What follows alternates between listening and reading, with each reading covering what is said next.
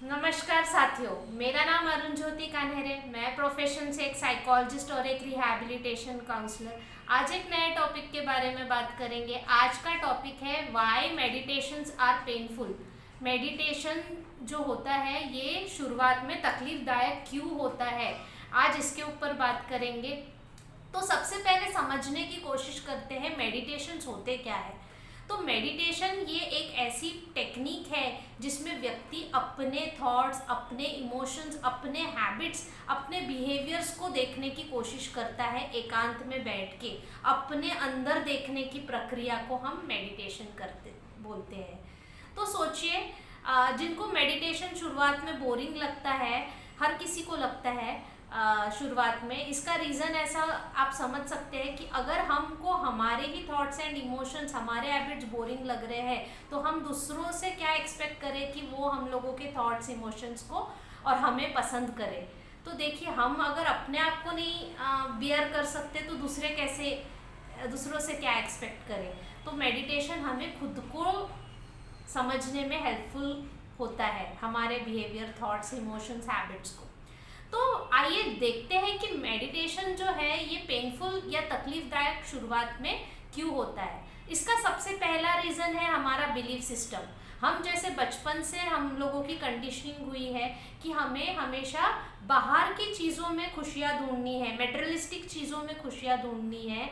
हमेशा कोई चीज़ मिल गया तब हम खुश होंगे, ये हम लोगों को सिखाया जाता है। और हम लोग वो रैट रेस में इन्वॉल्व होते हैं कि बाहर की चीज़ें हमें मिल जाए तब हम लोग हैप्पी होंगे।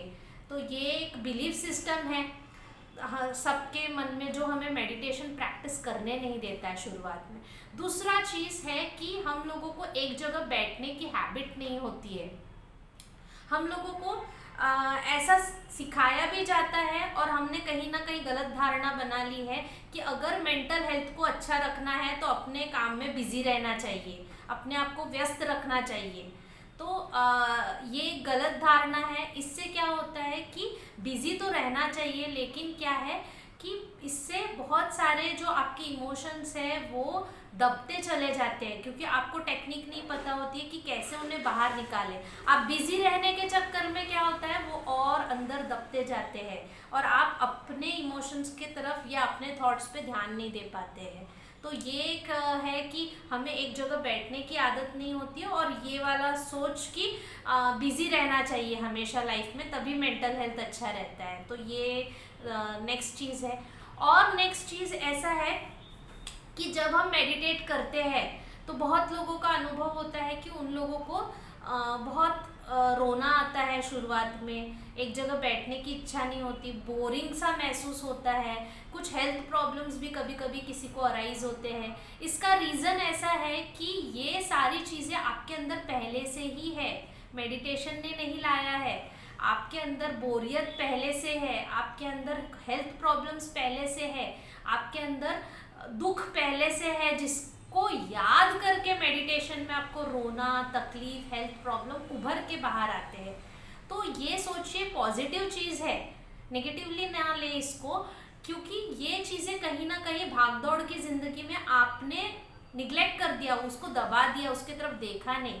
तो मेडिटेशन के जरिए उल्टा ये ऊपर आ रहा है और आपको दिख रहा है कि अरे मेरे को रोना आ रहा है, वो बात मेरे मन में रह गई थी, अरे ये हेल्थ इशू अराइज हो रहा है, मतलब ये हेल्थ इशू मुझे पहले से था, इसके ऊपर मुझे ट्रीटमेंट लेने की ज़रूरत है, कुछ तो करने की ज़रूरत है, चाहे डाइट बदलने की ज़रूरत हो, एक्सरसाइज करने की ज़रूरत हो। तो बोरियत हो रही है तो बोरियत आपको बाहर से नहीं, अंदर आपके कई पहले से दबी हुई है जो वो बाहर निकल के आई है। तो आपको सोचने की ज़रूरत है कि कैसे बोरियत से डील किया जा सकता है, मुझे बोरियत वाली फीलिंग क्यों आ रही है।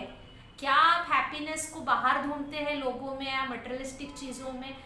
तो ये सारी चीज़ें उल्टा अच्छा है कि वो आपके बाहर आ रही है। तो शुरुआत में क्या होता है, ये बाहर आती है, और जैसे जैसे आप इसको डील करना चालू करते हैं मेडिटेशन के ज़रिए, एक एक इमोशंस, एक एक प्रॉब्लम्स आपकी सॉल्व होते जाती है। और कुछ वक्त बाद आपके अंदर जो दबा हुआ इमोशंस या थॉट्स या बैड हैबिट्स या कोई हेल्थ प्रॉब्लम्स दबे हुए थे वो निकल के बाहर आते हैं और आप उस पर काम करना चालू करते हैं, हेल्थ के लिए ट्रीटमेंट लेते हैं, मेडिटेशंस के ज़रिए और कामनेस बिल्ड करके वो इमोशंस को पॉजिटिव वे में निकालते जाते हैं। तो एक दिन जो बॉटल आपका भरा हुआ था इमोशंस का, वो धीरे धीरे खाली होने लगता है और एक वक्त बाद आपको मेडिटेशन बोरियत नहीं लगती, उल्टा आपको पीसफुल महसूस होता है कि आप मेडिटेशन कर रहे हो और जो नए हार्ड इमोशंस आ रहे हैं उसको आप अंदर जमने से पहले ही निकाल दे रहे हो।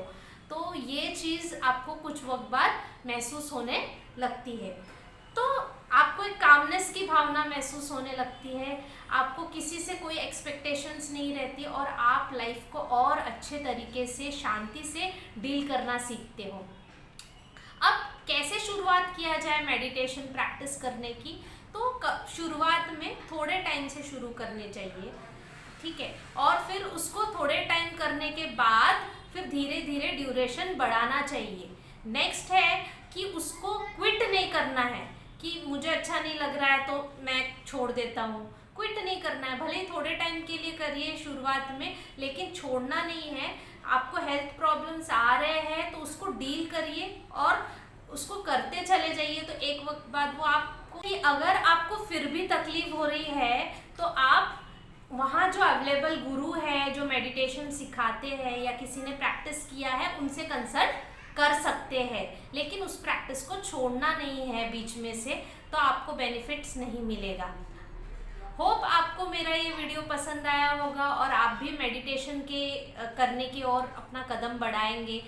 आपको कोई भी अगर साइकोलॉजिकल या पर्सनल गाइडेंस या काउंसलिंग की ज़रूरत हो, आप मुझे कांटेक्ट कर सकते हैं। मेरे डिटेल्स डिस्क्रिप्शन बॉक्स में मेंशन है। Thank you.